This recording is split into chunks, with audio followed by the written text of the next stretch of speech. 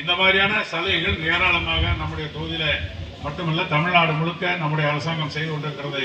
அதனால்தான் இந்தியாவிலேயே மக்களுடைய வாழ்வாதாரம், தனிப்பட்ட நபர்களுடைய வருமானம் அதிகமாக இருப்பது இந்தியாவிலேயே நம்முடைய தமிழ்நாடு தான் முதலான இடம் என்பதை நீங்கள் புரிந்து கொள்ள வேண்டும். இப்படிப்பட்ட சலுகைகள் வருகின்ற காரணத்தினால்தான் இதுல மிச்சப்படுத்துற பணத்தை வச்சு தனிநபர் வருமானம் போடுது. நான் அதைத்தான் சொல்ல வர்றேன்.